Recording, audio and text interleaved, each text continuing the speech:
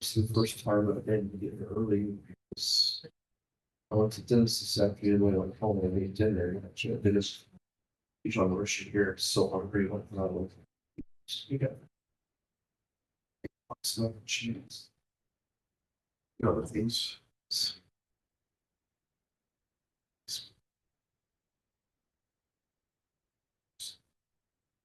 Just bumper to bumper. And started just before some these record. So yeah, parts because they're shoulders, so you get parts going this. Yeah, and so head on chicken. No, I don't know. But so just to clarify, also on chicken. A new one working on it's going to go along pretty nicely. Yeah, it does. You know, I think they haven't started the store yet, but the outside seems to be. Oh, well, so the inside of the shell has been finished. No. Guess we're looking at next year. That's I'm a little surprised that they've done all the outside cosmetics and not finished the store yet. But they're also working on the diesel behind the store too. So that was interesting to see that. I don't remember the fact that I don't remember the drawings having diesel inside of the line. Well, but you gotta go gate. Yeah. Golden Gate's the one that does diesel. Well, yeah, it does, but not to the extent of the truck. Yeah, right. Yeah, Maverick had maybe 102 pumps. So for the new 720, it's got a truck stop experience. Yeah. Oh, yes. So, What's who they are? the issue I have is that, you know, RTC says they're gonna widen there and dot by RTC over and. How do you guys this movie allowing these businesses to approach on the intersections? Last week, something way up here. And we went right there at the trailer park. And there was a car going east and stopped right in the road to make the left hand turn into the trailer park. And it had some semis behind it. Yeah, it's like nonchalant, just and it don't semis didn't stop to the back. And I was coming back. Yes. So this time you're just going Yes. it's hard, it's going really slow. I thought they're gonna, sure enough, they stopped. Turns they go, sat there. Like, what we did, semi bearing down, but. Yeah. Well, you know as well as I did. Starting to see. And. Yeah. We're excited to hear your group. First of all. Ready? Yeah. Yeah. All the action is part of Say, get it done. So I saw two accidents on my way, so I'm Oh, yeah. excited for these. But Yes, it's time. yeah. You want me to see this time, they're on paperwork. Right? Our homework. So this is starting to make some good progress. Even on the old stuff outside, but still there's pockets that they haven't finished. Will they gonna get done before weather turns bad? I don't know. And then on the north side, the Panther on ramp and that whole bridge structure, it's right up against that metal tower. The main foot was the bridge that wrong. Traffic. So. And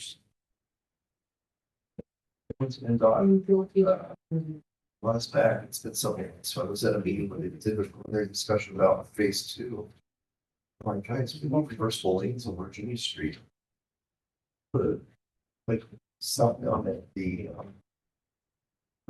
this is 395 going Panther Virginia Street, right? You put up a sound wall and one lane, no shoulder really, and you're gonna have a shadow of the ice.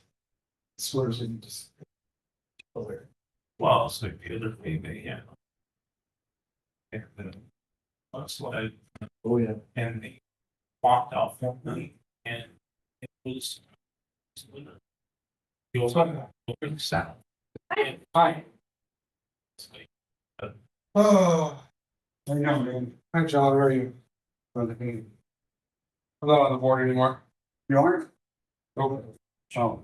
We got the last one from John last one. Seven announcements, I don't know where I stand on it. For your term? Yeah, Oh, okay. I don't even know where it is. I'll be able to show you. We have a, I think it's in the second. a new website, so I Oh. can show you. Yeah. Or did you turn it on? That's right. Also, Yeah, it's on, You guys are gonna vote today? well, let's see, oh, it's, 30 years ago, they did something like this with the boards, comment, they put on one paper that's chairperson's there yet. City,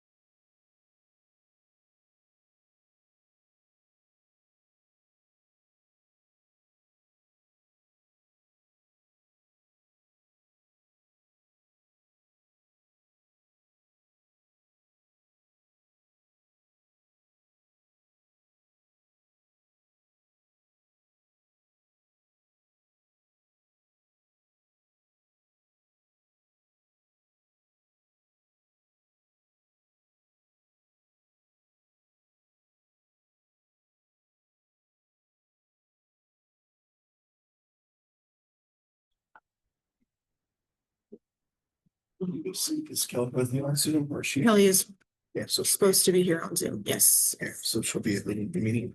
If she wants to, if not, I'll ask someone to elect the presiding officer.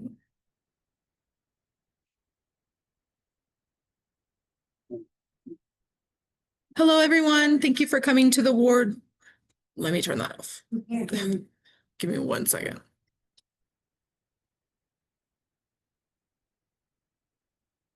See if, nope.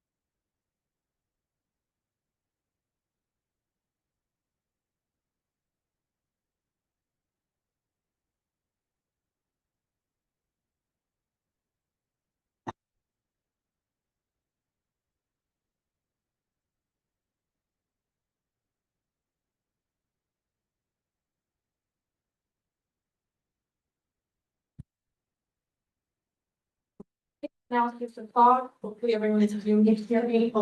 Social. Space here. Kelly, are you online? Would you like to run this meeting? Hi, good evening. I'm online. I don't have the notes, but I do have the agenda pulled up. Okay, sorry about that. I just need to turn the volume up a little bit. If not, I can help guide you through the agenda if you'd like. I do have the agenda in front of me. Okay, perfect. We will get started. Okay, I believe we usually get started with the pledge. Would someone like to lead us in the pledge?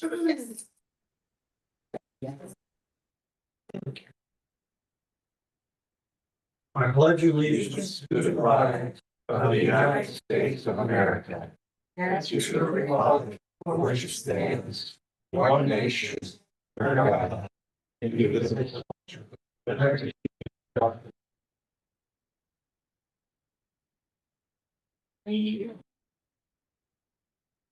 I am going to move to item A1 roll call. Kelly Orr, Present. John White, Present. Mother, Present. Larissa Boynton, Present. Rebecca Flannery, present, Ernest Burdick. Absent at this time, Kelsey Mena, present. We have a quorum of the Ward 4 Neighborhood Advisory Board. All right, Kelly, I'm going to move to public comment. Comments heard under this item will be limited to 3 minutes per person and may pertain to matters both on and off the NAB's agenda.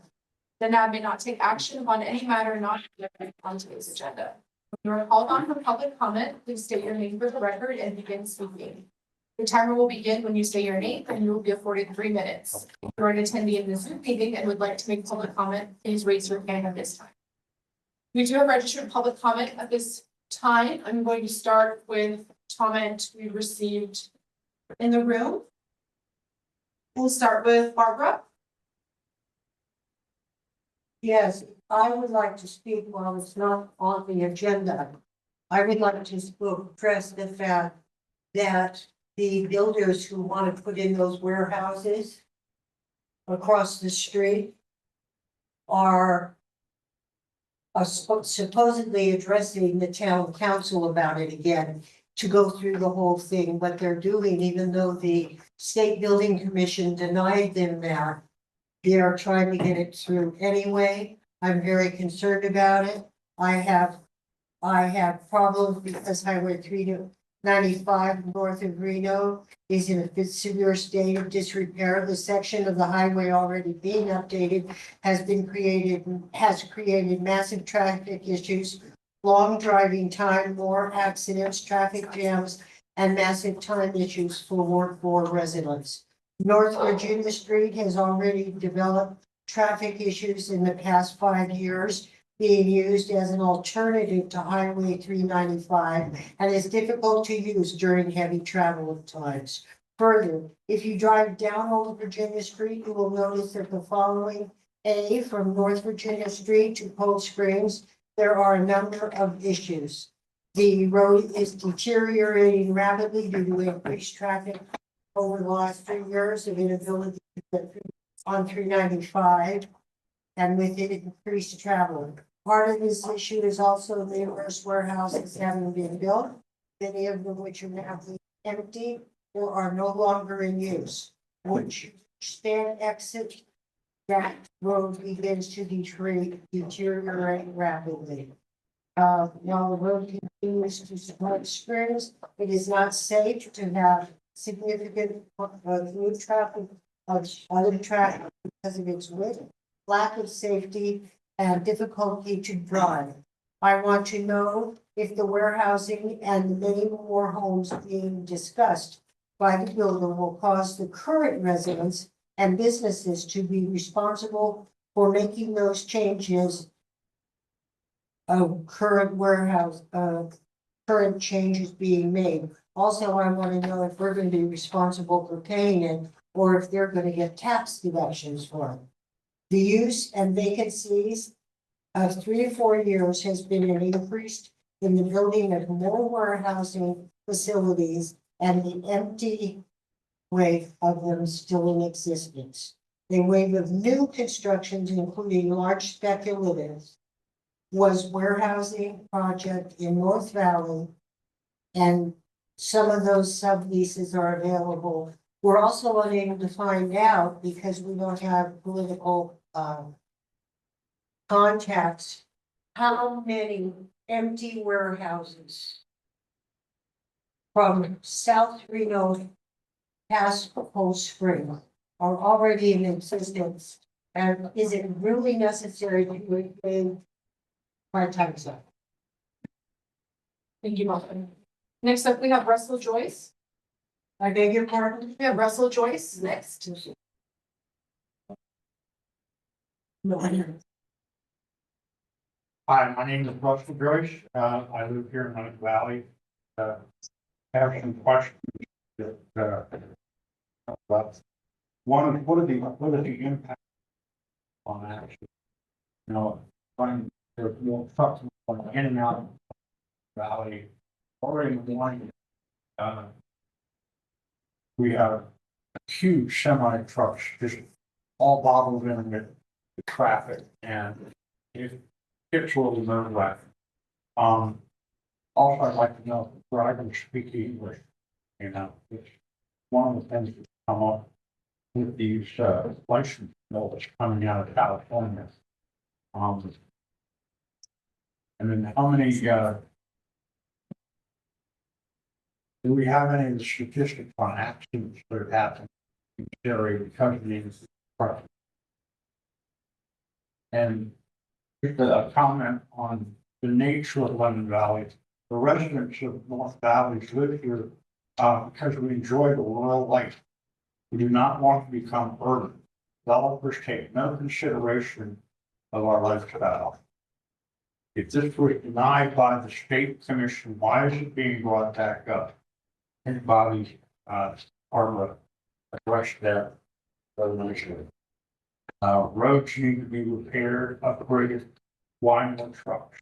You know, trucks. And we've got warehouses moving, you know, Amazon's over there, and I drive by there in the morning a lot and see absolutely no cars out there, no trucks loading up or anything like that. It's just a vacant warehouse. You know, apparently they got some benefits for putting in a warehouse there, and now they're moving to what I've heard is they're moving to South Reno to peel off some more benefits. And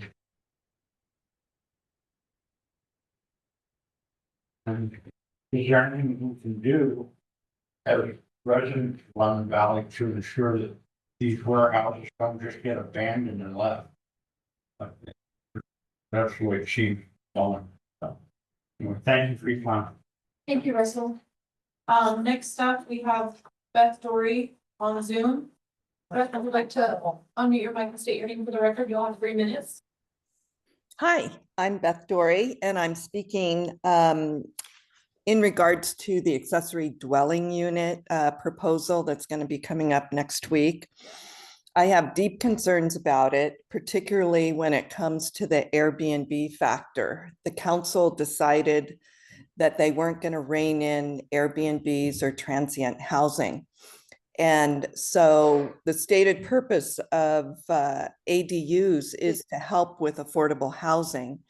And by making a lot of these into mini motels, that kind of defeats the purpose. The other thing I don't think people consider, particularly in the Midtown area, that many of these older homes that will be, that people will put ADUs in, will and use as Airbnbs are close to schools. For instance, I'm an investor and I'm going against my own self-interest, but I have 7 houses across the street from Veteran School. I could convert all of those to Airbnbs. How comfortable would you feel if there was transient housing across the street from an elementary school that your children go to? So I think the council really needs to reevaluate putting Airbnbs where these ADUs are going to happen. And another sidebar is that Brett Scalari, a lobbyist who came in to speak in favor of them, Airbnb just recently donated $36,500 to Nevada politicians.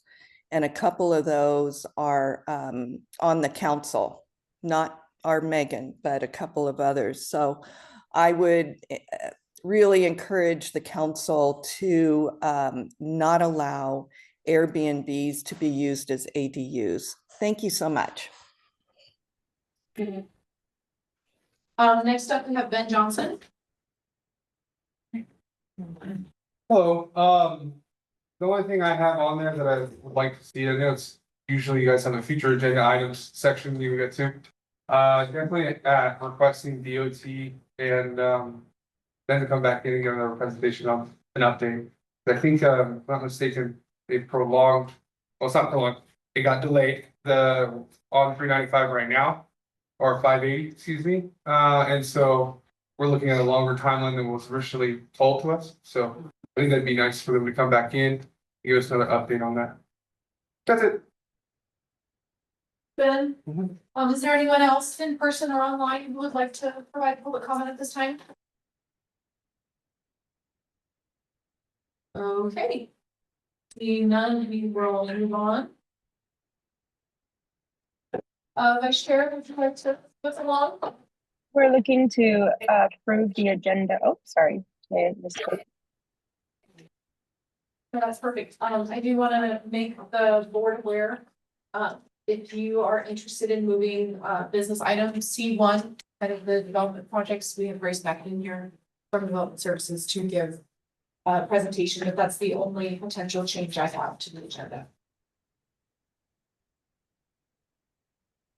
I don't see any issue why we can't move C1 if everybody's in agreement. You have a motion to approve the agenda with that change? Jared Saleh, for the record, I move to approve the agenda with an adjustment to have C1 be the head of business or the development project review. John White, second. All those in favor? Aye. Any opposed? All right, motion carries. Madam Vice Chair? So now we're looking to move up C1, business items, that above election of officers? And we'll move, C1 above the development project review, the BDI. Okay. So next on the agenda would be the election of officers. Selection of board secretary for possible action. Is there anyone who would like to make a nomination for board secretary or make a motion? Do you have any questions about who will be to answer those? The good thing is that, we'll do election of officers at the beginning of every calendar year. So if it's something that you think, okay, maybe I should try it out, you'll be able to do it, October, November, December. 3 meetings, and then, we can come back in January and you can let us know if you liked it or not. What does it involve and why are we, I guess I haven't been informed as to why we're voting again. Cause I know we voted at the beginning of the year and so what has occurred to kind of trigger that to vote for me? Board secretary is a brand new role that's been introduced, with the recent board and commission, resolution. So it's something brand new to all the boards. That's why, we're voting on it now and not waiting until January. So the board secretary would be responsible for verifying quorum prior meetings. You'd be working with me to do that. So you wouldn't be doing that all year round. You'd be taking and preparing, the meeting minutes for each meeting. Again, you'd have my help in that. And there's another requirement for other boards, not for NABs, to do an annual report, but for the NABs, we'll just be kind of combining your feedback throughout the year, and providing that to the council. So it's primarily the minutes, and verifying quorum. 2 meetings. Okay. I'll try it unless somebody else wants to. Oh, okay, okay. Okay, do we have a motion? Where's the meetings? You have a question or you? Okay, motion for Melissa Buning. Do we have a second? Rebecca Flannery, I All right, all those in favor? Sorry, we need to state it out though. We need to, You want to what? we Sorry. need to state out the goals. Okay, so the motion is to elect Kelsey Meno as secretary of the board coordinator for the advisory board. So we had a motion, we had a second. All those in favor? Aye. Any opposed? All right, motion carries. Madam Vice Chair, next item. Great. The item is approval of the minutes for August 21st, 2025. Do I have a motion for the approval of the minutes? You're not in this stack. No. They're in the, this is just the agenda packet. But would you like to continue this to the next meeting? Yeah. Okay, do we have a motion to continue approving it for August 21st, 2025 to the next meeting? I have a motion to continue this line item to the October meeting. In item A51. One of the meeting seconds. Right. First and a second, all those in favor? Aye. All right, motion carries. Next item is A6, council liaison report. Hello, Member Ebert, for the record, we did this meeting last week. We will have NAP appointments next week. There are some people that have been termed out or new members that would also like to be appointed. So that will be on next Wednesday's agenda.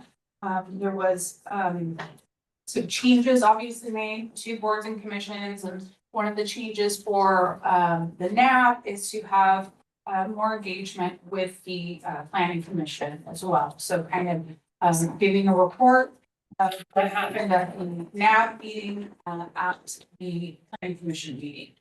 Just so everybody kind of knows what's happening across the various boards. Stonegate, council had a vote as to whether or not they wanted to appeal the Truckee Meadows Regional Planning Commission's denial of the changes to Stonegate. Council voted 6-1 not to appeal. However, the Stonegate representatives have filed an appeal. This will be going to the Truckee Meadows Regional Governing Board October 9th. And that's at the RTC building. I also wanted to share that RTC will be coming to the November now, just to kind of give updates on the different road projects that are being done. We are working on getting NDOT to come, but it's a lot more difficult to get them to come here. I try to get RTC quarterly, NDOT usually it's hard to get them more than once a year. There's also a lot of work happening on 395. They're also responsible for the widening of North Virginia from North McCarran to Panther Valley. So that project's gonna be coming up too.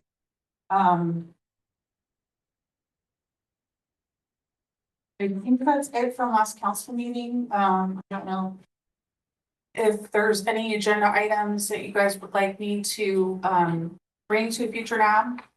We'll also be getting an update from the organization that did the Food Truck Thursdays out here, just to kind of give a status report on how those went, how it was attended. Hopefully it's something we'll get annually. And I think that's it for my update. Thank you. Thank you, Council Member Megan, for the liaison report. If we can move on to A7 staff liaison report.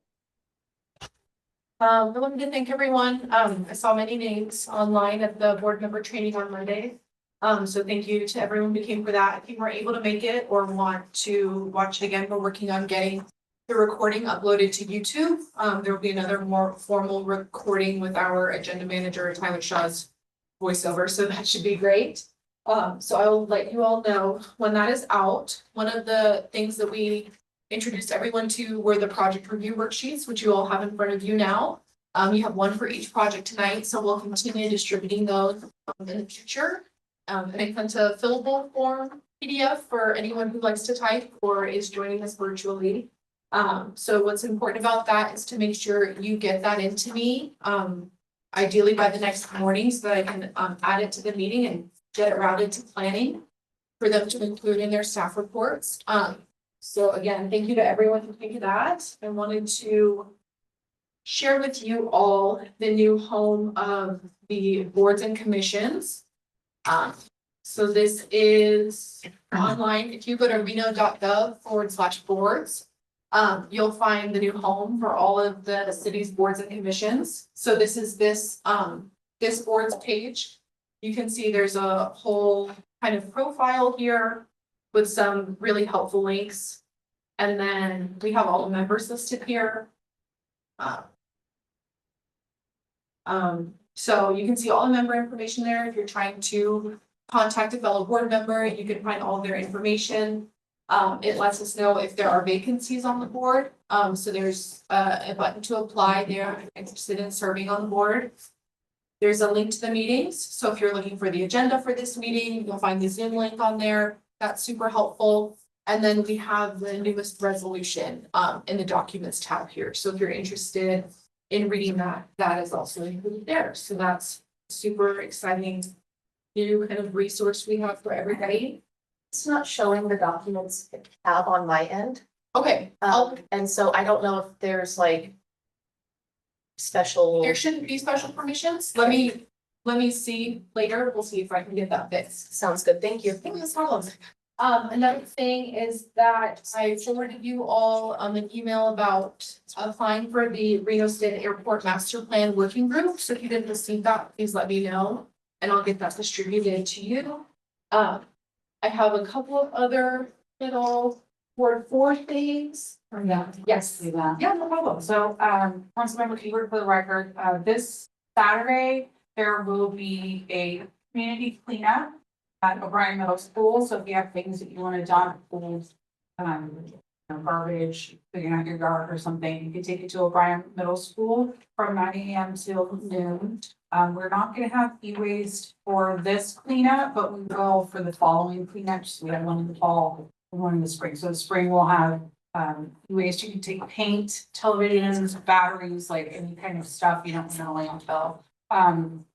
We also are having our coffee with your council member on Sunday from 1 to 3 at Superstitions Java. So I'll be there. It's really informal, just an opportunity to come and ask questions and discuss any kind of developments or anything that you'd like to talk about. So that's gonna be on Sunday. And then the first weekend in October, October 4th, we're gonna have the annual fall festival again. This is something that we've done last 2 years in a row.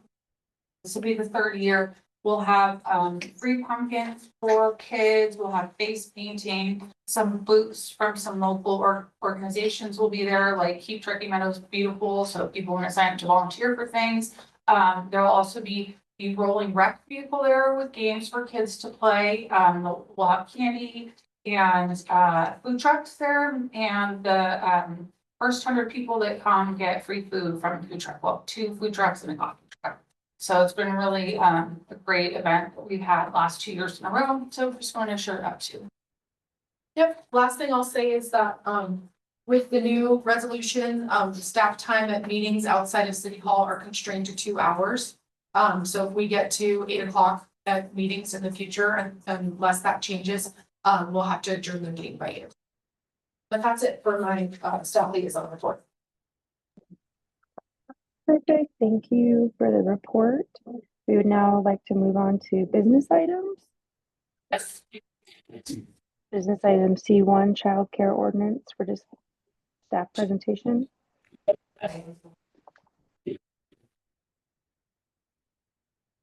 Does the microphone work or can I just? It doesn't. Okay, perfect. All right. Okay. My name is Grace McAdin. I'm a senior management analyst for development services in planning. Tonight I'm here to talk about childcare facilities and some amendments or changes we might be looking to make to our zoning code. So,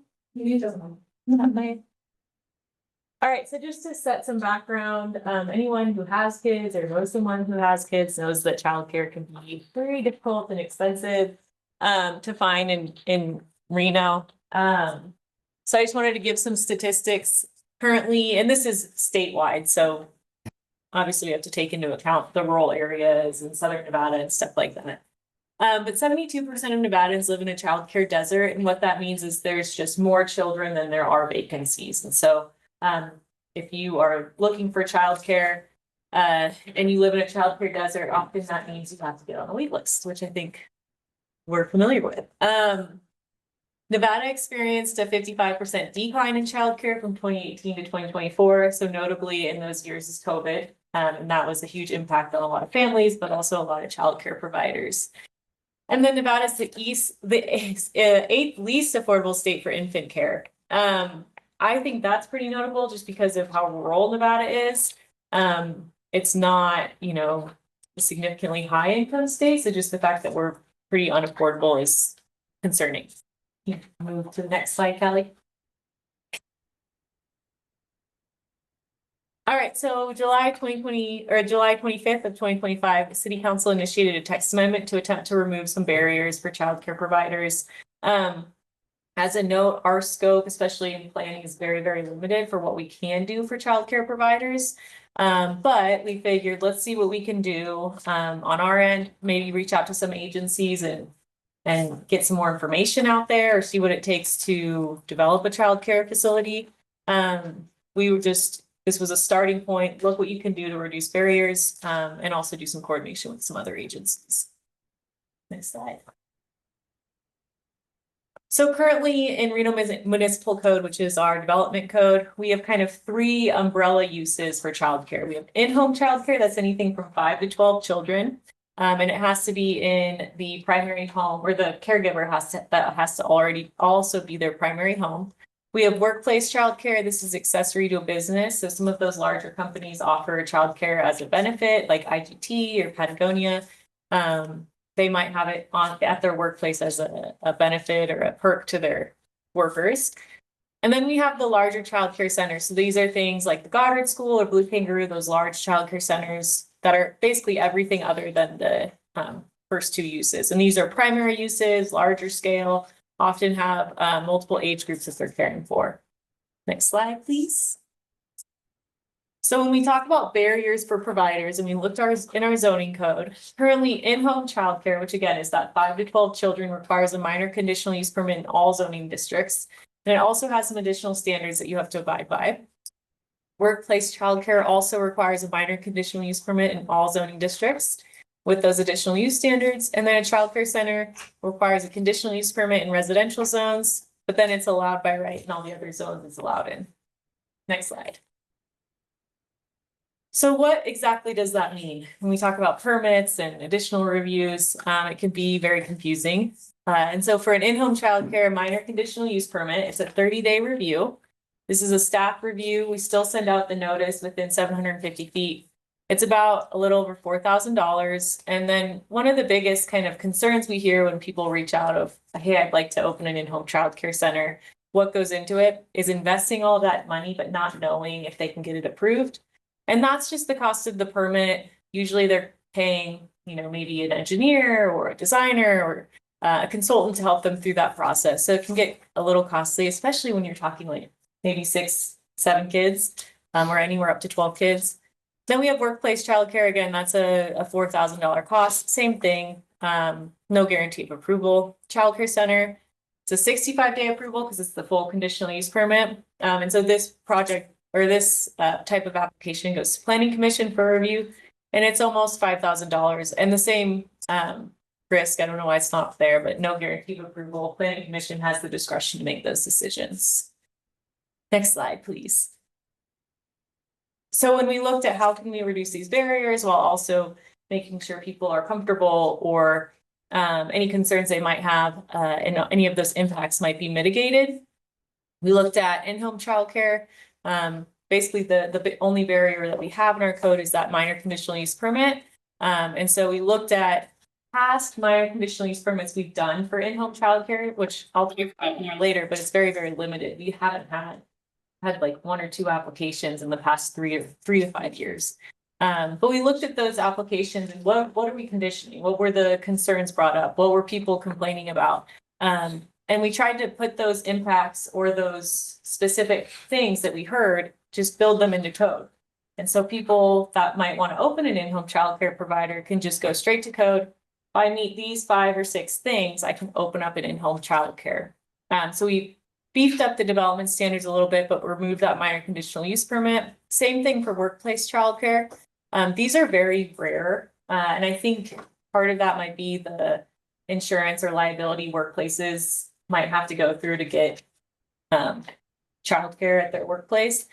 We don't see very many of these, and so we don't have very many applications to look at. But when we look at best practices, other jurisdictions, the few that we have licensed, usually the impacts are so minimal because they've already gone through the process of getting that workplace there. So if it's Patagonia and they want to put childcare in their facility, the impacts are already seen with the Patagonia distribution facility or their whatever it is.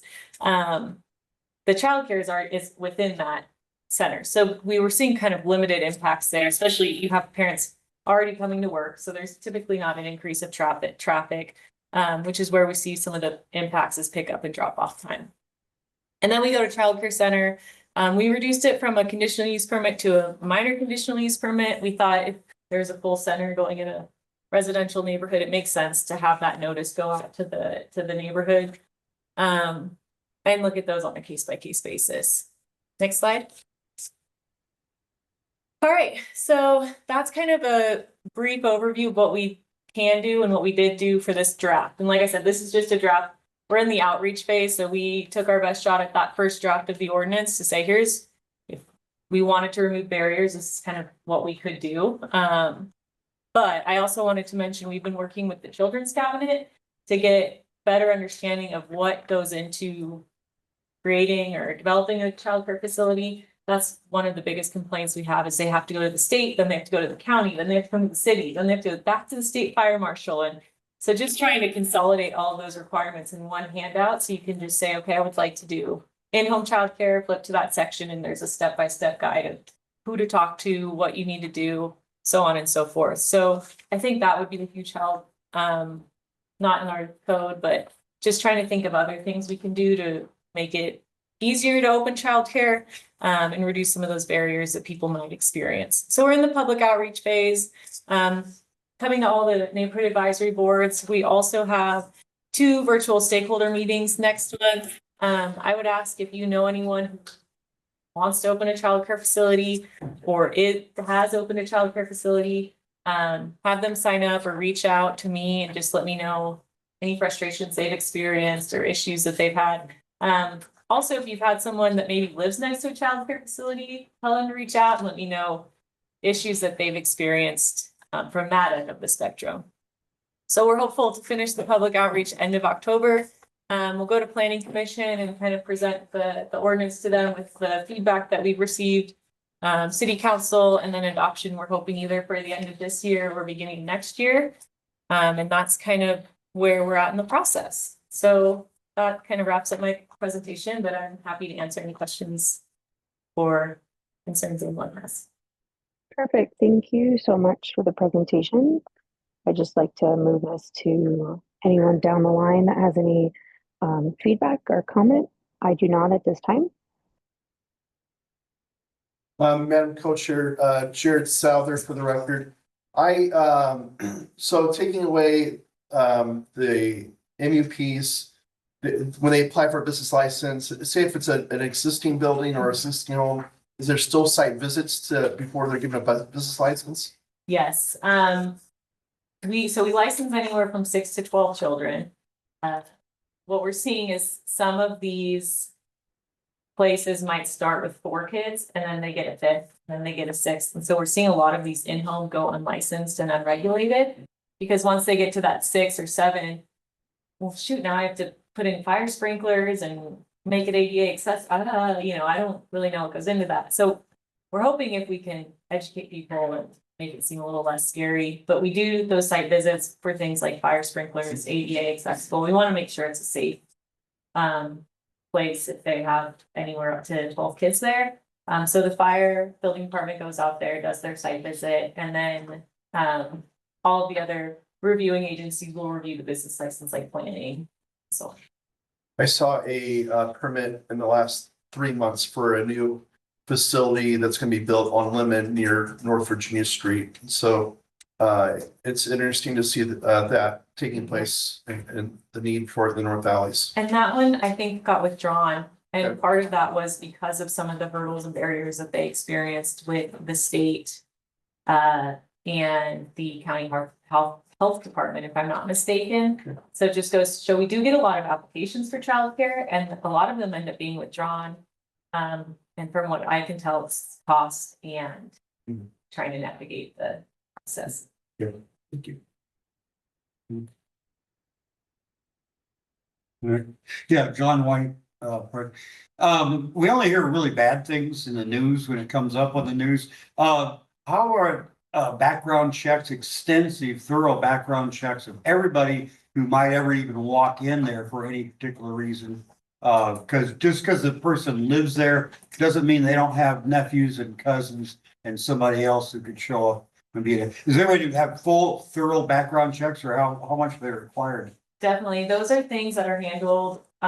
It used to be handled by the county. Now it's licensed by the state. So there's state childcare. I'm gonna butcher the name of it, but basically there's a state childcare licensing agency through the state. And so they do have to report, and this isn't my purview, but I believe they have to report exactly how many people are gonna be there. Let's say they have 5 or 6 nephews and then they're watching 5 kids on top of that, it's the total amount of people in that house. And I think they're allotted a certain number of employees. So it's taking into account the total number of people that will be there on a day-to-day basis. And they do the background checks, the licensing of the actual individual. And then they have a portal online. So if you wanted to put your kid in a child care, you can look up any complaints that have been lodged against that particular agency or daycare. And then any issues or inspections that have gone, reported that some things might be wrong or safety hazards that have occurred. So they have a pretty extensive log of those things and they keep track of it. Well, pretty good.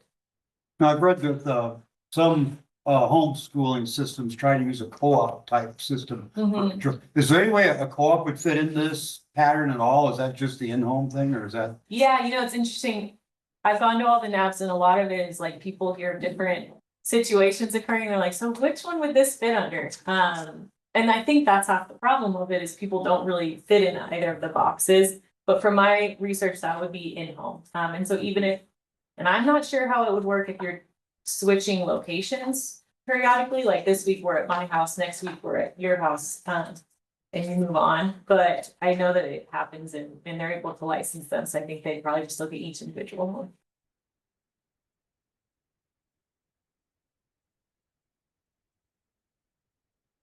Can I take some questions from the audience? Sorry, I have someone was just waiting, I apologize. Oh, go ahead. And so I just have a question, just for my quick research real quick, it's, the Division of Social Services that's in charge of that through the state, is that? I believe so, yes. Okay, cause I guess when we all hear that there might be a change in like a governing body, that there's a fear that quality, safety and oversight of childcare for providers is going to change. Mhm. And I think that's the only concern that I have at this time is that, even though there's a lot of hoops to jump through, what is the quality, like, are we gonna still be able to maintain quality, for the children that are being watched? Definitely, and So- no change in who's licensing who. A couple years ago, the county used to license them. The state took that over because they were more equipped to kind of make sure that they were managing the quality. Who was able to, report on certain things. So the state was really better equipped to handle that. But we still require business license like we do currently. We will still take them through the building permit process. So nothing's changing in that respect. It's just the scale of what they'll have to apply for is changing a little bit. So they'll still have to get all their background checks, all of their building safety requirements still have to be met and stuff like that. Gotcha. Thank you. Rebecca Flannery for the record. So if somebody is they're opening, an at-home daycare, how do you decide on the 6 to 12? Does that contain like people that currently live in the household? Is that counted towards it? Or do they also go by like the size and the space that you have? Or does that go more towards like the state? So building requirements, we will look at kind of the size and scale of what they're doing because that changes the building requirements. So I think it's under 6 kids, you typically don't have to do fire sprinklers, but it depends on the square footage, if they're on the second floor versus the first floor. So there's a lot of things that get taken into account. But as far as the state goes, from my understanding, it's any children or any child who's on that property counts to that 12 population, if that makes sense. Any more questions from the board? Okay, if you'd like to take questions. I seem to remember reading that some of the HOAs are not very happy to have child, like family child care businesses in their neighborhoods. Will your proposal address some of that? It's a great question. There was recently a legislative bill that failed, and the bill was to override HOAs and CCNRs to allow for in-home childcare centers in residential. I'm sorry, it wasn't childcare centers. I think it was just in-home childcare in residential locations that currently prohibit them. And it was vetoed by the governor. I think that there's probably still a desire to get something like that passed, but it would have to be at the state level. We would not have the authority to override those HOAs. Yeah. Thank you so much. I would just like to announce that if we do ask a question, if we please state our name for the record, Kelly or Vice Chair. Thank you so much. Anybody else have public comment? Ben Johnson for the record. So this really hits home for me personally. So I have 3 children, all around the ages of 5. my monthly cost for 3 days a week of childcare is almost $3,000. And that's subsidized through my wife's work. So I would love to see anything we can do to bring more businesses that allow childcare. Or if we have a way, I know we're not doing so well as a city right now in our for money, but incentivizing these types of things to happen. So a business to open up a childcare for their employees to so incentivize business or incentivize new companies to come in and open these childcare centers through tax incentives. I think that would be awesome. And to not only get them in the door and get here as soon as possible, and also lower the cost of the childcare. Because like I said, it's only for 3 days a week that I have them there. And it's double my mortgage payment. And it's not the 1960s anymore where my wife can stay home. We both have to work full time. So being able to have, affordable childcare. Also, my generation is not having children because of how expensive it is to have kids. And one of them is because it's childcare and both parents have to work.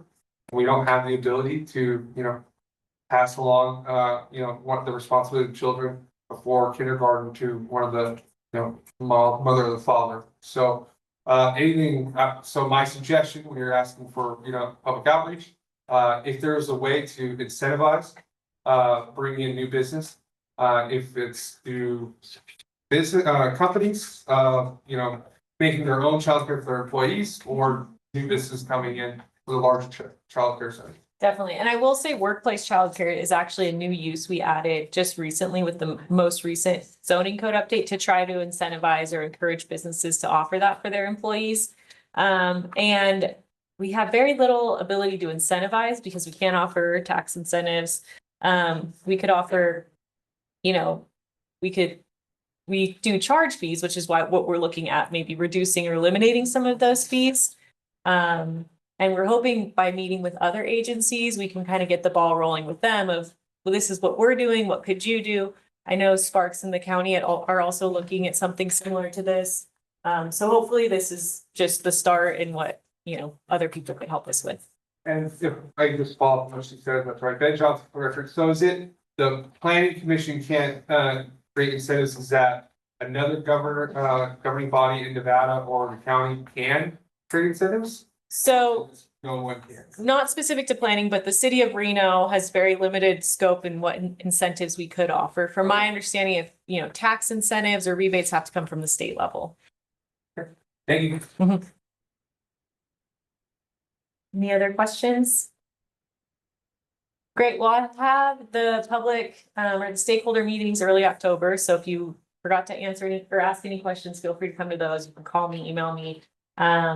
That way, when we get to planning commission and city council, feel pretty confident with what we're proposing. All right. Repeat what day that was. Kelsey, then on the record. The stakeholder meetings, they're on our website. I don't have the actual date in front of me. I think it's the first 2 weeks of October though. Okay. But if you go on our website, there's that childcare text amendment updates and you can see there. Otherwise, you can have Callie with my information and I will forward you links. Yes. Thank you so much. Do we have any public comment on this before we move on? If there's anyone online would like to comment, if so, please raise your hand. Anyone in person?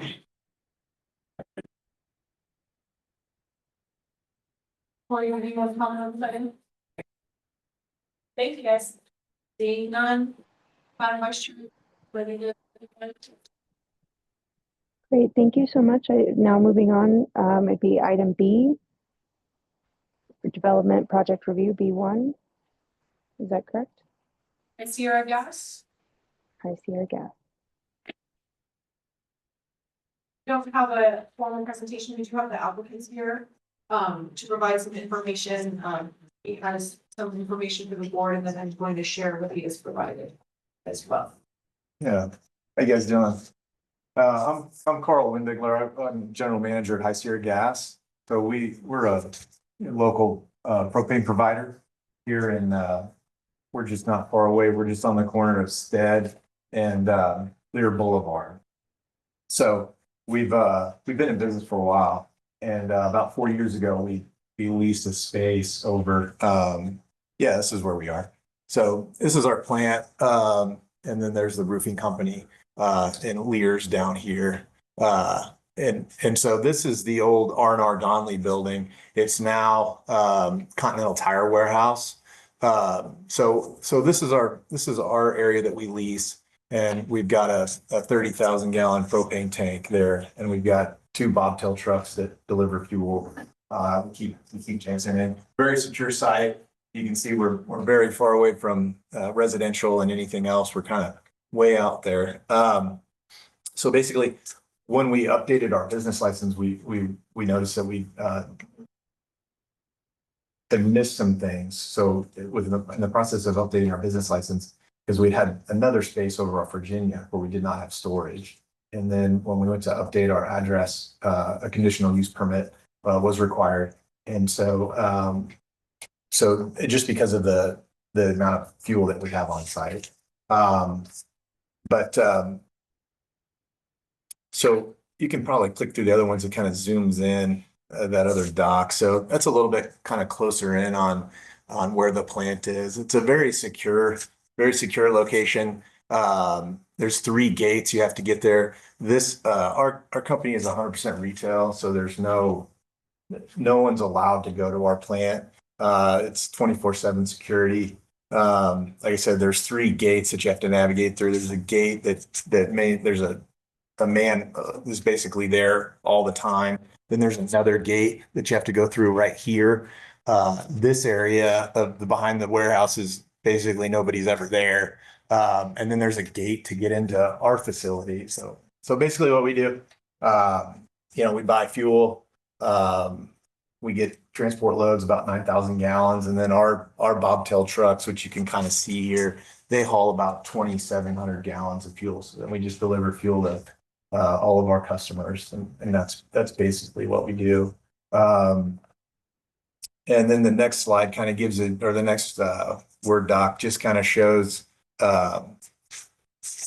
just kind of a little, kind of our site plan. So our tank and all the plumbing and piping that's required there for that. But so yeah, we've actually been operating there for 4 years, and prior to these tanks were actually there. We just have the one now, but I think it's been like 20 years. R&R Donley used to have 330s there for their operation. A lot of it was backup generators and different things for their stuff.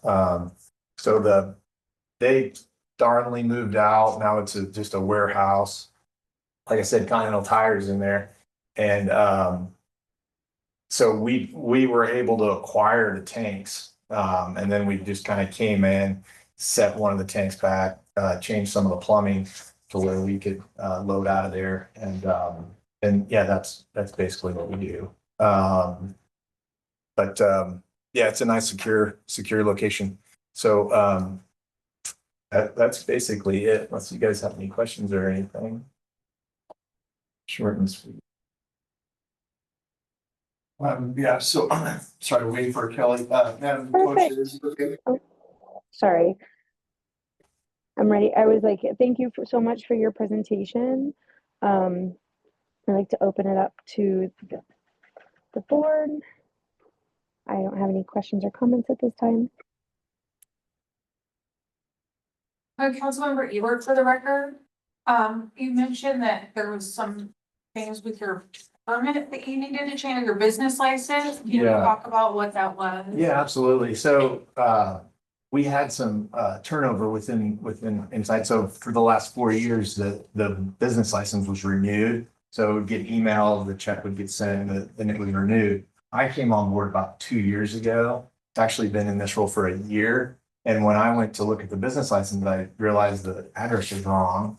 Now I probably should have stated prior, we fall under the NFPA 58. So it's a National Fire Prevention Association code. So we fall under all that. We have all the state approval and the board, the LP gas board. So we have all those licenses and all that's good. But then when I looked at the business license, I went to the city and I said, we need to update our license. And then it kind of created this whole other thing. And then once they realized we had storage, so the state, I forget what it is NRS has a 10,000 pound threshold. And clearly we exceed that because we're a propane company. So we exceed that by 10 times, you know. So basically, which we're a small company compared to some of the national providers. You know, we just have 130. We don't have rail or anything like that, but just it's just a requirement. Prior to us getting the storage tank, we were self-loading, and it's not as feasible. It's just it's nice to have your own storage. So we're trying to grow the business and you know, do more. So it's just a requirement, you know, basically. But the transport loads we get are between 10 and 14,000 gallons. So you have to have a large storage tank, or you won't have anywhere to put it. You know? So that's basically it. But yeah, to answer your question,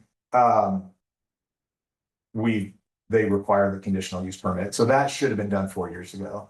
Yeah, absolutely. But so just to get a little history on this or on our location, basically that propane has been stored there for over 20 years. We've been operating out of there for 4 years. But so we just didn't do a good job 4 years ago. We should have, something got missed. We did a lot of the things, but we didn't do that part of it. So. So you moved from one location to another, and the new location, you needed a conditional use permit. Correct. Okay. Yeah, because where we were before, it was just a lot, and we just parked trucks and had tanks.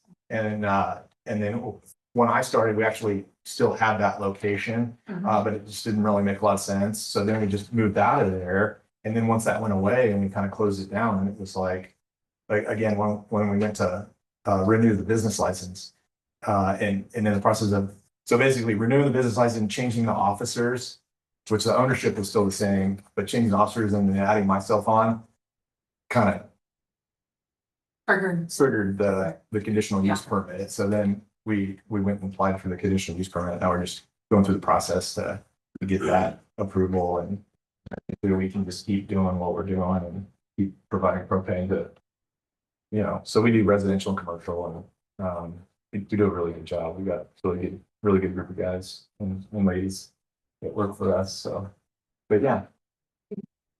Larsa meeting for the record. So I guess I just want to clarify. So you've been there for years at this point.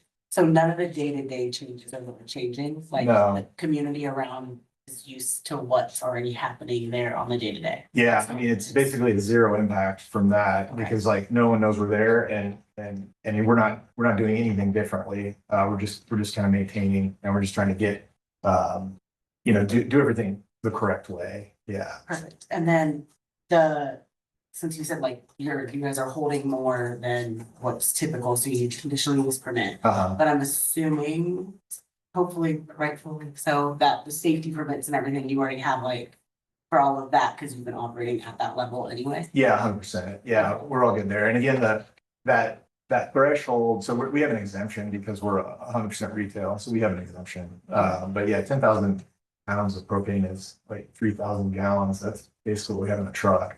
So we obviously exceed that. Like if you're driving down 395 and those largest retailer in the nation, Barrel Gas, I think they have 730s in rail, but they do transports and things like that too. So their business is a lot different than ours. Well, they're a wholesaler of propane. They're just so much larger. We actually get some propane from them occasionally too. So, but yeah, it sounds like a lot, but it's not.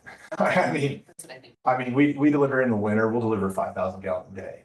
You know, so off of one bobtail. So it goes pretty quick. Yeah. So and we'll get transport loads. So yeah, the transport truck will roll in here, and he'll hook up and he'll push fuel into our tank, and then our bobtail will roll around and self load right there. So and all our guys have COC with the state, so the certificate of competency rather. There's a lot of training, and you know, propane is flammable and can be explosive. So there's a lot that goes into it. Not only that stuff that's required to haul propane. It's a hazardous material. So the drivers have to have tanker, and it's basically an X endorsement. So they have a tanker endorsement, hazardous material endorsement. So our guys are, they have basically the top license that you can have to from a DOT level, from their CELs are basically the top level, in my opinion, with hazmat, they're not combination vehicles or anything. Our delivery trucks are just small, basically like a lumber truck, which has a small weight in the back. But yeah, so it's a lot, but yeah, we got, we're real tight with the gas board. And they know us, and we have all those licenses, and we have everything else except for this. So, and yeah, basically that storage threshold that we exceeded with with this tank is what kicked up and I had no idea. I mean, it's something else you don't know until you know. So, and then now we're kind of like trying to go back and get this part done. So Thank you. yeah, no problem. Jared Southard for the record. I have two questions. First, you mentioned you only currently have 2 bobtail trucks for delivery. Is that correct? Yes, sir. And you said you're trying to grow. Are you anticipating to add to your fleet in the next couple of years? Not this time.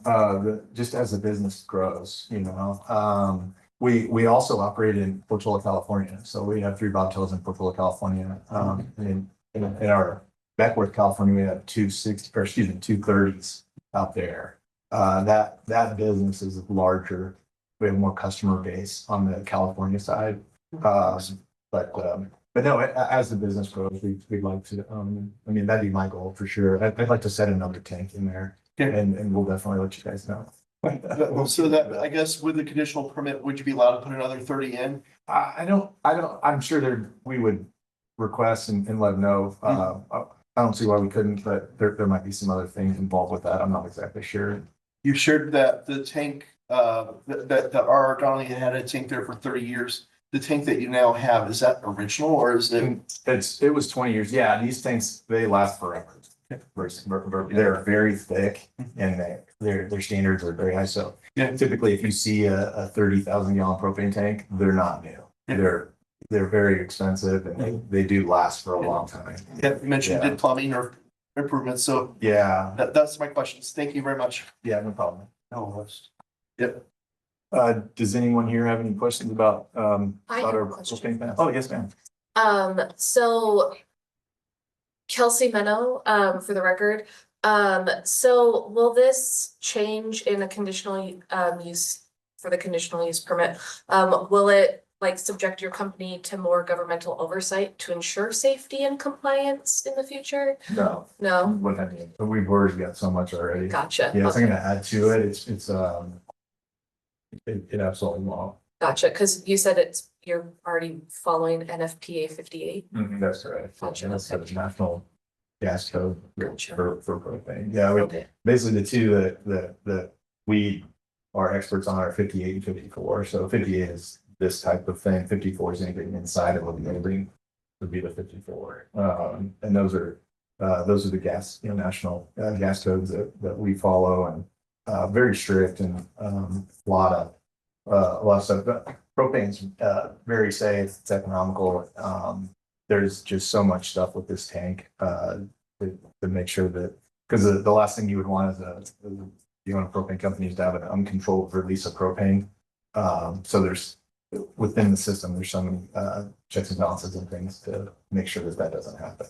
Gotcha. Yeah. Okay. And then, we do our inspections and everything that's required as far as that goes. But yeah, it's a good safe fuel. It's nice. Okay. I think the buses here in town that run on Washoe County buses run on propane. I think that Yeah, I wish we had that account, but we don't. when it comes back up for bid, right? I don't know, basically, we'll see. But yeah, does anybody else have any questions? Yeah, Trent Kelly. I just had a question. My family's got property where we have multiple propane tanks, and like you said, those tanks last forever. Ours are small residential ones, but more recreational ones. But I was curious for your big tank, how often you have to replace the connections and the gauges and all that stuff. Well, they last forever, but for a tank that size, it's got to be a whole process. Yeah, it's really similar to your tank. you know, it's just bigger, and thicker. So all the piping and everything are Schedule 80. So basically within propane, you've got liquid and vapor. Yeah. So like your house runs on vapor. Yeah. So, and then within all the tanks, there's the 80-20 rule. So you have 80% Exactly. liquid when it's full and 20% for vapor. So anytime you have liquid propane on a pipe, it has to be thicker. Yeah. So you've got everything in our plant Schedule 80. Yeah, they last almost a lifetime. Yeah. Yeah, I mean, and typically, yeah, and it's non-toxic, so it doesn't affect the metal or anything like that.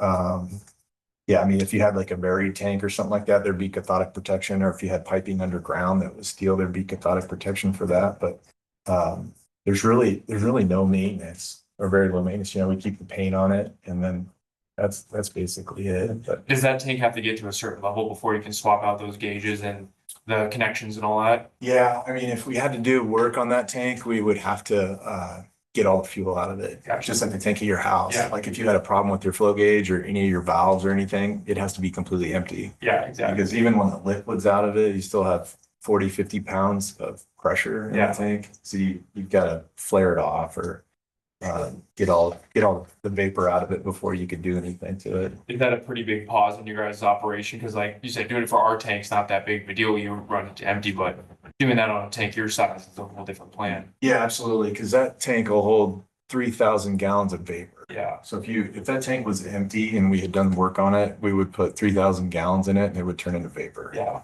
And yeah, it's pretty involved. Luckily with this site, we've never had to. I've had to empty tanks before to work on them for different things, and it's pretty involved.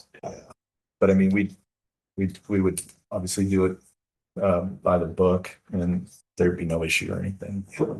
I don't know. Go ahead, sir. Well, I'll let you finish. I'm sorry. I don't want to go. Oh, no, go ahead. Ben Johnson for record. So, I work for a company and, we use anhydrous ammonia, for cooling of the building. And I believe propane falls on the same rules. Do you guys have to follow PSM RMP for OSHA and EPA? No, anhydrous is nasty. Oh, yeah, I know. Yeah, propane's not that bad. Okay. So no, we don't. Like I said, it's pretty much just an FAA 58. There are some ICC codes and things that we look at, but really the feds that's pretty much what we follow. So there are some other little ones underneath, but if you're doing everything that the Fed wants, I mean, that book is huge. Oh, yeah. Yeah. So, but yeah, anhydrous ammonia will kill you. You know, you could have a small leak on a propane tank, and it has no issue with you know, breathability or anything like that. And you breathe in a little bit of ammonia, and you're gonna die. Yeah, no, I'm an ammonia operator. Once I had my certification here, so I definitely know. It's just, the reason I brought that up, and if I didn't say my name, Ben Johnson, for record, sorry. The reason I brought it up is that my site, we have to do a worst case scenario analysis. And I was curious if you guys had to do that for your. We have an emergency response plan that's maybe similar to that, like if. Yeah. But I guess I don't understand your questions. Okay, so since you don't have to follow the PSM and PSA stuff, it doesn't apply, but I bring it up. The facility that I work for, right, the requirements, one of them is that we have to do a worst case scenario. So the amount of release of ammonia all at once could happen in a few seconds, depending on like one of our vessels breaking, whatever it is. Yeah. And it affects this amount of people in a certain area. So on your end, for some reason, a tractor goes 60 miles an hour through all three of your fences, hits your tank, and it explodes. What's the radius of damage that we deal with, like people who live in that area? Yeah. To do that, you probably don't know what that is. Yeah. So professionally, like in my business, have that done.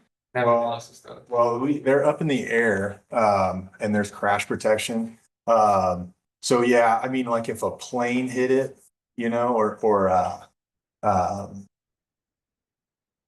I guess we don't spend a lot of time considering those type of things, you know. We think we have it's all gravel, so basically like the defensible space is all taken care of, so we keep the weeds down, it's all gravel, so if, I don't know, sometimes people talk about if, somebody shot the tank, so if someone it would have to be a 50 BMG to probably get through it. If somebody shot a hole in our tank, basically the liquid would come out, and the liquid's not flammable, but it vaporizes instantly. So that vapor would be flammable. So basically, we would have to get the fuel out of the tank, at some point. But I've been in this business over 15 years and I've never had an accident like that, or any kind of issues with the tanks. We had that's probably one of the worst things that I had to deal with on a construction site. We had temp heat and a forklift knocked a tank over and sheared a valve off the tank. That's a problem because all the valves have excess flow valves and different things to stop the fuel. Similar to a grill bottle, if you cut your hose on your grill bottle, it has an excess flow, so it'll stop the fuel. That was a challenge. We had to roll the tank over everything, but basically if you just get away from it, and keep any source of ignition away from it, then it's going to be fine. Because basically that propane, it's heavier than air. It's going to come out of the tank and just settle and then dissipate. So if you've got that defensible space around it, you're going to be fine. I can't think of a situation where that tank would have a problem and cause anyone would know it, unless the fire department. Last summer there was a bird thing, we call it a bird strike, but it definitely got my attention. A bird did something on the line and lit itself on fire, and it fell to the ground and created a sagebrush fire. But this was a good ways away. It was on the property per se, but it was away from our tank, but it was still not what I wanted to happen, but the fire department got out there and took care of the brush fire and it was no big deal. But if they hadn't have gotten there and knocked that down, the fire would have come up 20 feet from our gate and then there's no more fuel source. So it would have just stopped, but Thank you. yeah. Also, question. Rebecca Flannery for the record. Do you, I know this is not exactly happening at this point in time, but for future references, do you own like a bunch of the land around you? Like if you needed to expand and come back obviously later in the future for that, do you have the space? Or like if you wanted to grow, like do you have the space to be able to do it? Or are you going to have like houses or warehouses or something built like right next to you, like pretty close? Yeah, so to answer your question, yes and no. So we don't own the land, we just lease it Okay. from the owner of that warehouse. So they own all the land and we just lease a small parcel. But I think we probably could. So if you head west, we would probably go west away from the homes. And basically it's just rail over there and then like more industry and nothing. But we could probably renegotiate our lease and get a bigger space. There's just nothing out there, but yeah, that would be, and that's probably what we would do if we wanted to grow. I don't even know if we'd move the fence. We'd probably just cut a hole in it and put another drive gate and then just put more fence in, it's probably how we do that. But yeah, that's something we've considered, as we can grow, and get bigger. So hopefully we'll do that. Yeah. What we would like, but yeah. Do you have any more questions from members of the board? Is there any public comment on this item? Online or in person? Okay. Madam Vice Chair, I think that means we can move on. Thank you. All right, well, thank you. Thank you for your presentation. Future agenda items? We have another development review item. I apologize. That is B2 United Rentals on Lear Boulevard, outdoor storage. For this one, we have, Almost the thing, online. the Sears in California. Okay. I was kind of curious about where you guys. Andy, I'll give Yeah. you. We have like 9 tanks out there for different bidders. Okay. So, yeah, we have a bunch of stuff. Right on. Do you want my card? Absolutely. You hear me now? Yes, we can hear you. Okay. Good evening. For the record, this is Andy Wright, Executive Vice President for Monomoy CRE Monomoy Construction Services. Thank you again for your time. We're here to present a conditional use permit application for outdoor storage at 14331 Lear Boulevard. It's at the northeast corner of Production Court and Lear Boulevard. It's approximately an 8.4 acre parcel. You can that's fine for there. We can go to the next slide, please. So this specific conditional use permit is related to outdoor storage. The requirement is for anything outdoor storage related at a height greater than 10 feet above grade requires a conditional use permit. Thus, we are in front of you today seeking conditional use permit. Your advisory on this. We'll be in front of the City Planning Commission in mid-November for this application. We received feedback from the city planner, Jeff Foster, also the city engineer. And again, we're trying to limit the focus of this conditional use permit application. We have provided information on the balance of the property. The property is 8.4 acres, contains two separate buildings, 42,000 square foot administrative office and warehouse building that fronts on Lear. And then there's approximately a 4,500 square foot PEMB on slab, a repair type facility almost in the center portion at the end of the cul-de-sac there. We are going to be purchasing the property. We're going to be leasing the property to United Rentals. I'm sure you know who United Rentals, you're familiar with the name. This is going to be primarily a manufacturing facility related to storage containers, modifying them, repairing them, welding, things of that nature, adding different things to them, and then they'll be going out, be transported out to various branches. This is not a retail use. This is not somewhere you can go up and rent a generator, rent a scissor lift, or anything like this. This is not a traditional branch. For the overall use of the property, that is still to be determined in terms of improvements to the buildings. The property itself, again, this conditional use permit is specifically focused on storage of containers. We are seeking conditional use permit for up to 50 feet in height, and I'll walk through that in a little bit here. Just a little more information on the property. Again, some high-level operational information right now is we're looking at approximately 50 employees for the property. 25 of those will be, we expect to be new. There's going to be limited improvements to, as I was mentioning earlier, to both horizontal to the base of the property and then the buildings themselves. We do not expect to construct any new buildings, but again, we haven't finalized the improvements to the existing buildings. There are two access to the property.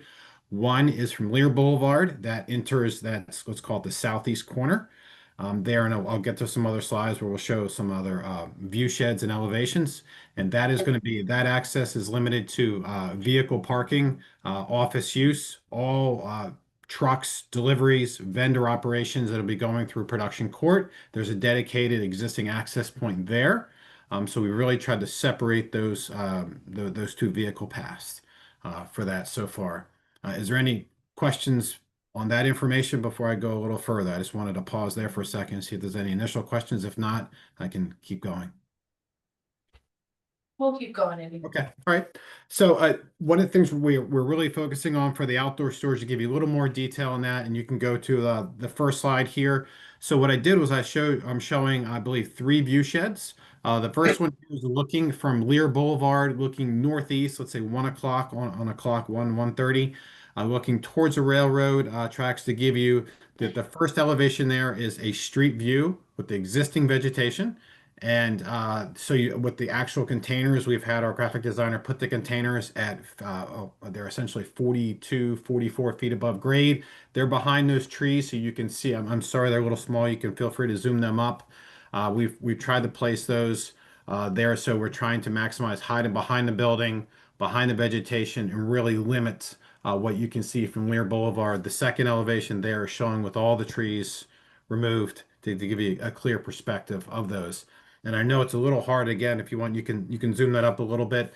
How these containers will be stored is along the property line. They'll be limited to 1 to 2 high, and then they'll step up as you go into the property. That's done for safety reasons in terms of wind. We want to make sure nothing blows over. They are connected together. There's industry standards in terms of locking those containers together. However, the best practices is obviously stepping them into the property and not stepping and not putting them at their max height along the property lines, even if nothing is there. Sorry, I lost the presentation there. I think, there was just a little issue with it being small. I'm gonna try to reshare it right now so we can see it a little bit better. No worries.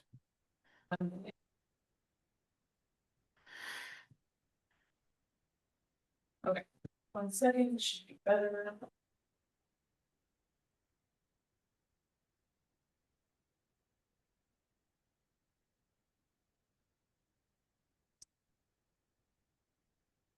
You can go to the third page of it. There we go. Okay.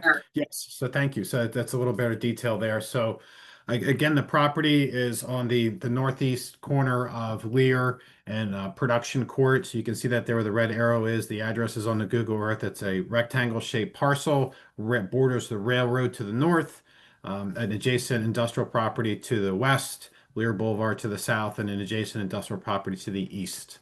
As we were going through the elevations here, we wanted to be able to show at the containers at their maximum height and approximate what that view would look like. This is from the opposite side, so this is the eastbound side of Lear Boulevard is how we position this. You can go to the next slide, please. And the next one here is, and I'll walk through once we get to these three view sheds here, where we're looking to store containers, which we've had extensive discussions with the city planning or the development services and also engineering on this. So this is the hard southeast corner of the property.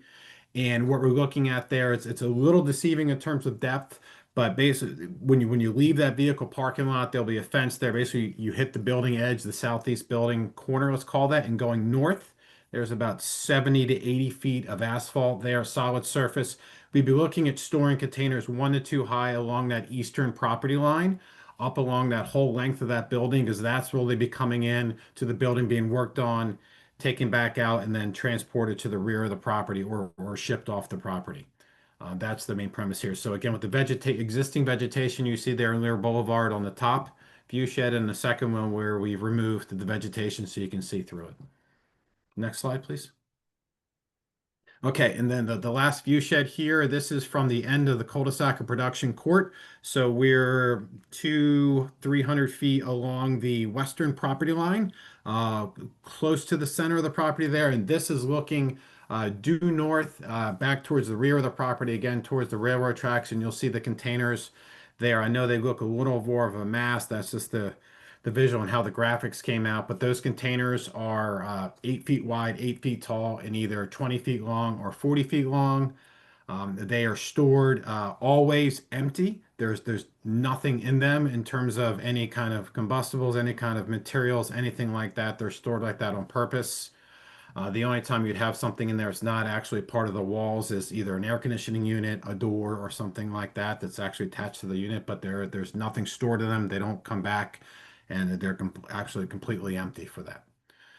And we go to the last slide. The last slide here is just briefly talking about the means and methods for storing them, both as you can see on the far left here, the stacking of the containers, the probably step in 1, 2, 3, and 4, and then up. The middle slide there is, sorry, the middle picture is the spacing minimum of, let's say, 6 to 8 feet at least, sometimes 10 feet for wind deflection. It's also for access to the containers too. What they'll do is they'll put them backside to backside, so the doors of the containers are open on either side, so you never have a non-ability to be able to get inside a container. They are always locked, so in case you have any kind of trespassing or anything like that on the property, no one has the ability to get in there and hang out, put anything in them. But they also, the operations has ability to access those units. And the picture there on the far right is the actual how they're connected together. And in the top corner there is some basic information, standard information, industry standards, means and methods to storing these containers in a safe and efficient manner. And that concludes my PowerPoint. Is there any questions, comments? Thank you so much for your presentation. Thank you, I'd like Kelly. to ask the panel of the board any questions. I don't have any questions, Kelly, or for the record at this time. Jared Souther for the record. I know that you are representing this potential new client there. Where are they relocating from? And I guess my primary or my second question would be, are they gonna be making use of the rail to move these trailers to other sites, or is it gonna be truck only? And if so, what improvements would need to be made at that intersection to ensure that traffic continues to be safe? Sure, those are great questions. I think there might have been three there. I think you had a question regarding the intersection. So first, Monomoy, we are the equitable owner. We have this property in an agreement, so I am with Monomoy. So we will be purchasing this property, and United Rentals will be our tenant. They are not relocating. This facility is not moving from somewhere else to here. They have a significant amount of operations throughout North America, in addition to the rest of the world. But right now, this is one of the facilities, an operational component of their system where they're looking to be able to serve multiple branches and multiple needs. So it's a manufacturing and assembly facilities for this containers. Some of this work has been occurring at their smaller branches, which you've probably seen in and around Reno and the surrounding areas there. So this is a way of concentrating that and being able to serve a broader network of branches. The rail question is, at this time, there's been no operational request for access to rail. We do not envision that. In terms of our due diligence, we still we have to really figure out whether we have access to that rail. So again, because this is not anything operationally the United Rentals has presented to us for that. So that's something we weren't even really focused on. If that question does come up from them in terms of having access to rail, we can cross that. But right now, it's never been anything. They're focused on the improvements to the property, which is really going to be limited to paving about an acre or so in that northwest corner there, if you see on the Google Earth shot, and then improvements to the two buildings themselves. And I'm sorry, and your third question was related to the intersection with Lear and production. Was that what you're asking? Correct. Yeah, I guess has the traffic study been completed yet? And how many trips will be taking place on a daily basis in and out of this yard once you're up to Sure. So in addition to being a certified planner, I also hold a PTP with the Institute of Transportation Engineers, so I can do a traffic analysis, traffic impact analysis. Did not do a traffic study. We do not meet the threshold, which I discussed with the city planner and also engineering today. The threshold is a combination of AM, PM, single day peak trips of 100 or more. And so the analysis we've done is we're roughly in a range of 25 trips for PM peak per day. So even if you double that and say it's an AM, you're at 50. But right now we don't, again, in terms of the trips, having experience with other United Rentals and other equipment rental type properties and other similar light industrial users, that is aligned with that. Just because we have 50 employees doesn't mean they're all going to be in the office. Some of those will be in the manufacturing, the warehouse area. Some will be admin in the office up front. And out of those, let's call it in the PM peak, if you want to talk that time frame, how many of that would be truck versus vehicles?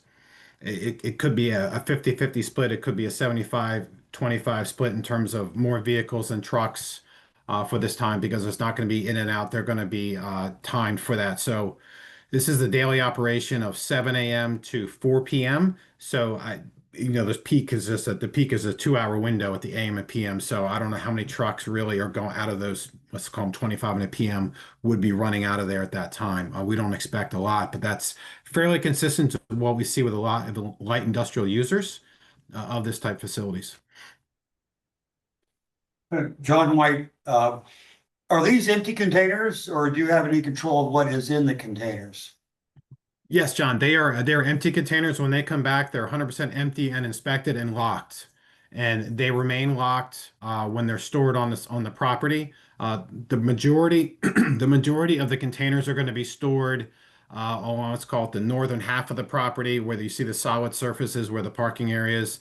The one area there just to the north of my red area, the tip of the red area there, that's the area we're going to most likely construct some sort of asphalt or concrete there. So they'll be all on solid surfaces, but they're completely empty, locked and they stay locked until they come up and they're actually enter into the facility, the manufacturing facility for any kind of repairs, welding, painting, and then they'll be unlocked at that time. That way prevent anybody from, again, trespassing into it, putting anything into it. When they come to this facility, they'll be coming from a branch where they've already been inspected there. They've already been locked. So when it comes here, they'll go through that process again to verify that. So it's a double check for that, but no, they're absolutely empty.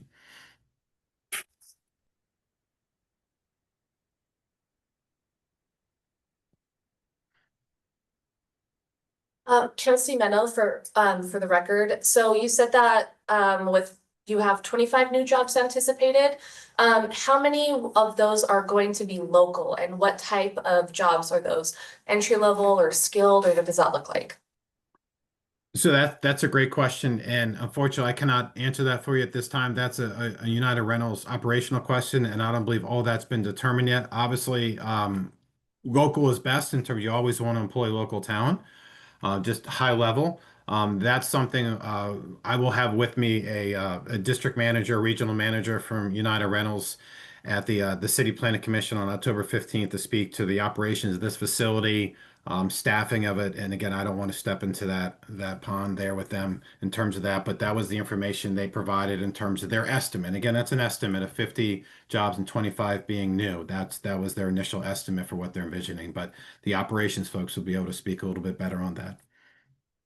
Okay, and then, so Ward 4 has like 91 square miles, and yet the amount of community-friendly land seems to be shrinking as more parcels are allocated to storage use. And I'm just concerned that dedicating a little over 8.5 acres of outdoor storage would creating only 25 jobs.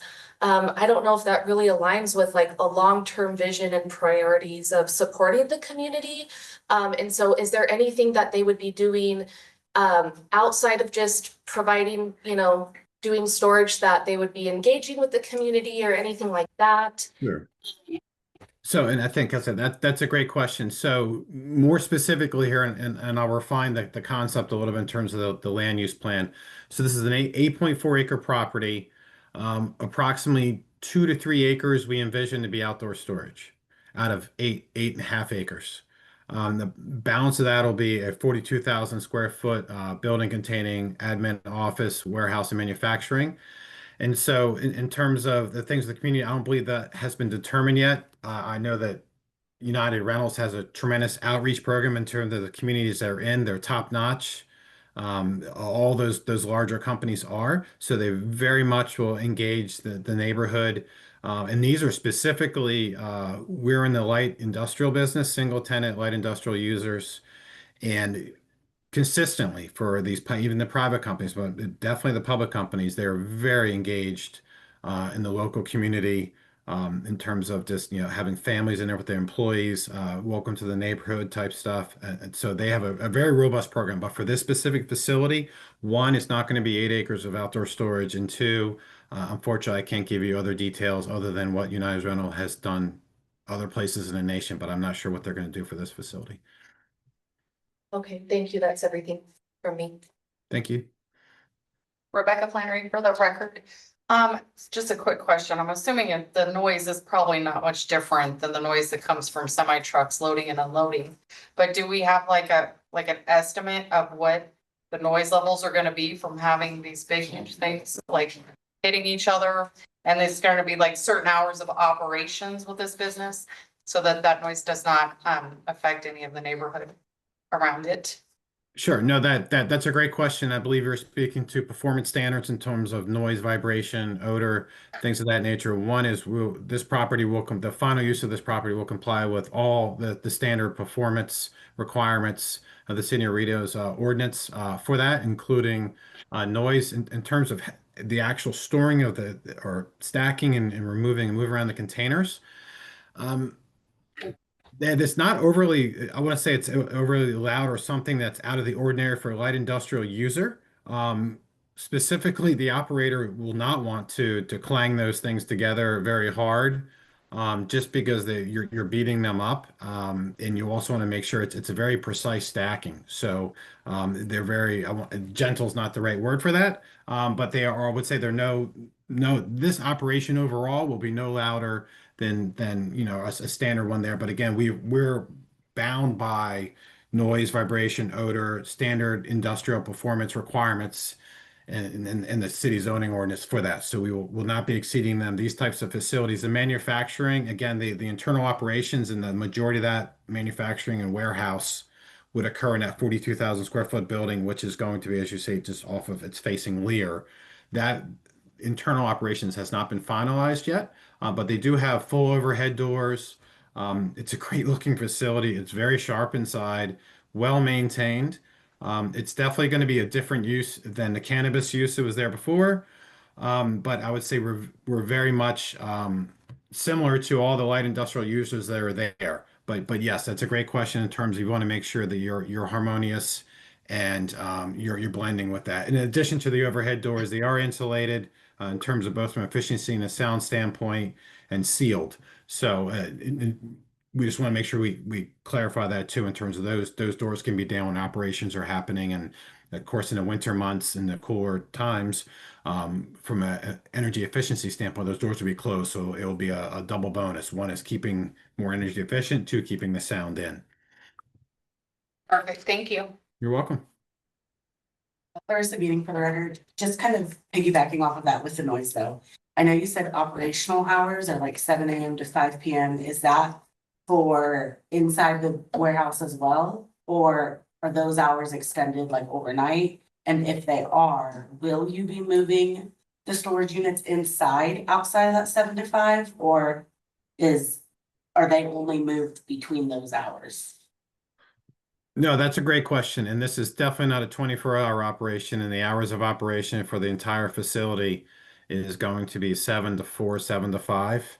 There'll be I believe the city has ordinances in terms of like for construction sites, some of that you can't start up engines, disturb anything, even if you're in an industrial area, especially if you're near residential anything before a certain time or after a certain time, to make sure everybody has peaceful enjoyment of the property. So no, we expect the complete operations of that, including moving of equipment, bringing in, receiving deliveries, shipping stuff out to occur during those time periods.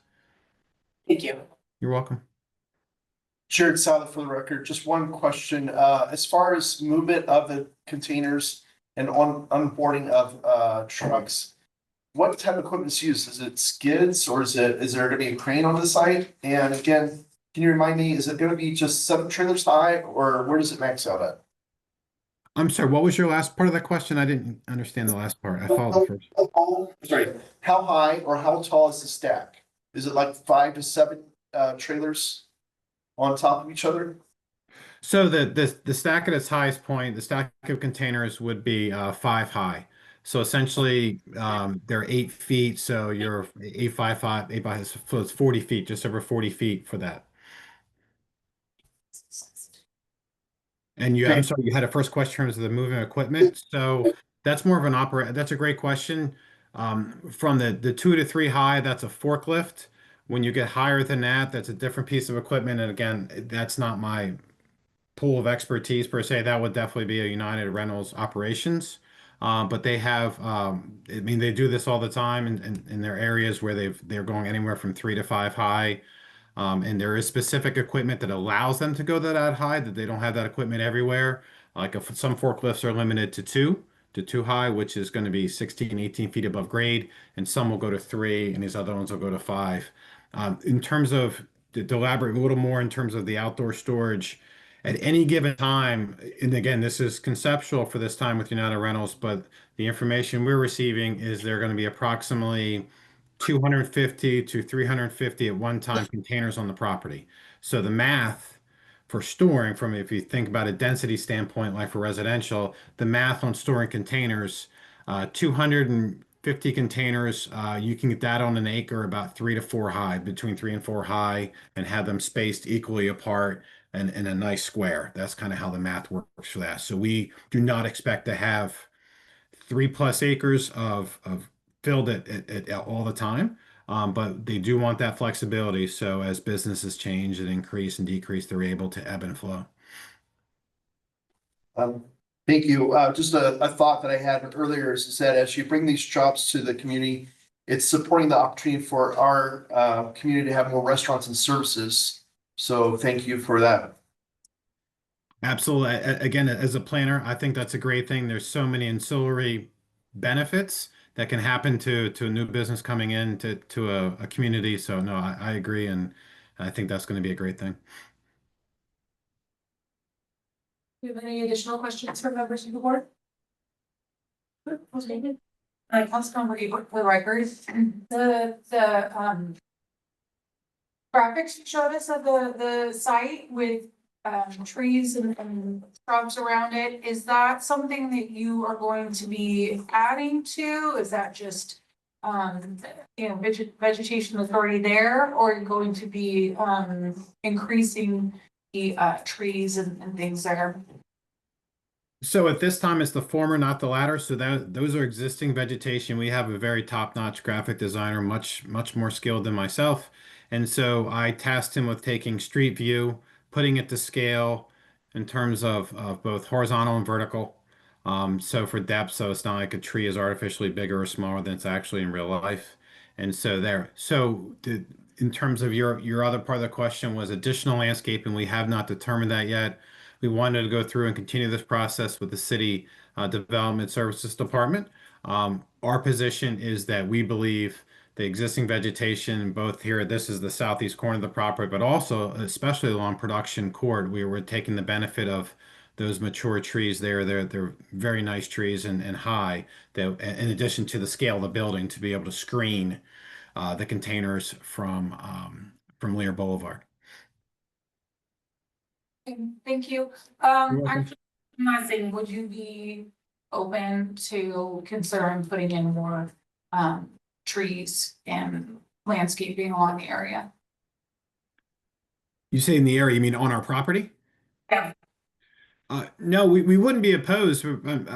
Again, if there's a demonstrated need, either through the city planning staff, engineering department, et cetera, and making sure that we still can maintain safe and efficient pedestrian circulation there on Lear, and also, clear site triangles and production court. No, we're not opposed to any of that. Again, we're not here to push back on that, but that's something still to be determined when we get into the site plan and the building permit process with our landscape architect.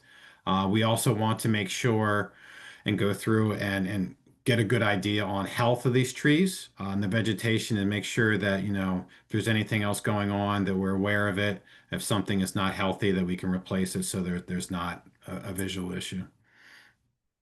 Thank you. You're welcome. Any additional questions from members of the board? Is there anyone in person or online who would like to make public comment on this item? Marisa, yeah, I tried to look at the sketch you had. And I tried to imagine how, when you have the 50 feet high, off the stack of container, how does that compare to the buildings that are already there? It compare, just to, get an impression of what are the height differences.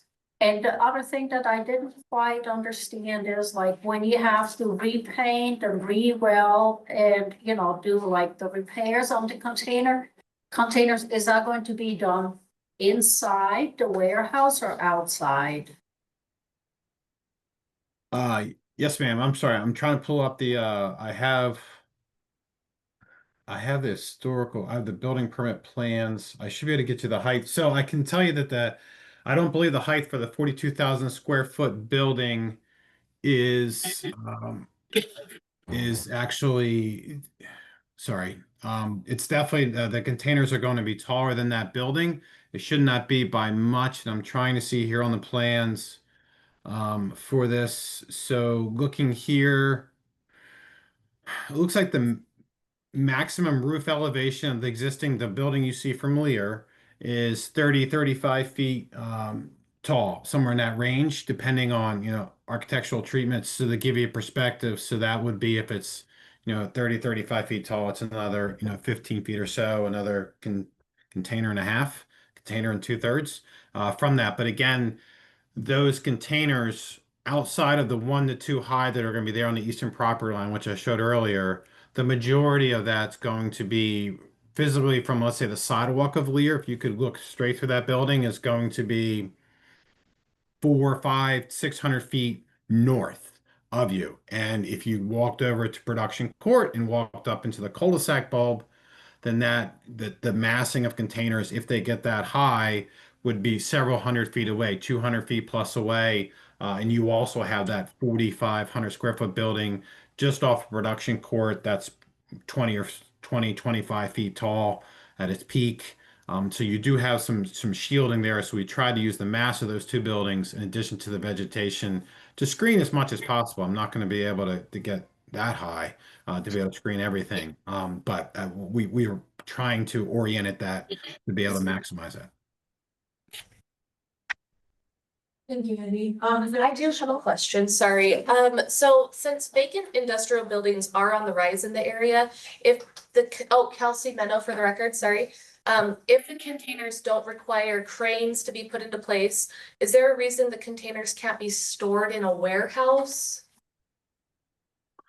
So the shorter answer is there would not be enough room.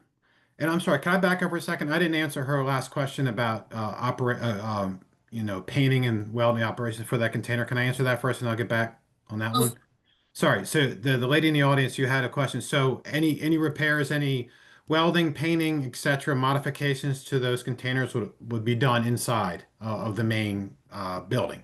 So there won't be like paint flying around or anything of that nature or sparks. They'll all be contained inside that building for that. So I believe they answered your question. So I'm sorry, can you repeat your question, Kelsey, there? Oh, yeah, of course. Sorry. Kelsey Mino for the record. So vacant industrial buildings are on the rise in our area. If the containers don't require cranes, and can utilize a forklift to be put into place, is there a reason the containers can't be stored in a warehouse? Well, the warehouse is going to be, that's a good question. So one is the volume of containers that'll be processed by this facility would exceed the size of that building, for one. And then if we put the containers in the building, we wouldn't really have any area to repair them, work on them, and just equally important, we need area for storing equipment, and materials inside that are ancillary to and part of the container business.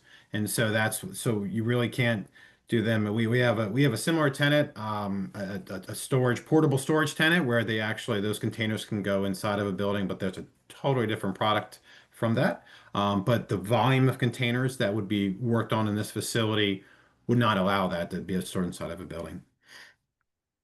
Gotcha. Okay. Okay, thank you. You're welcome.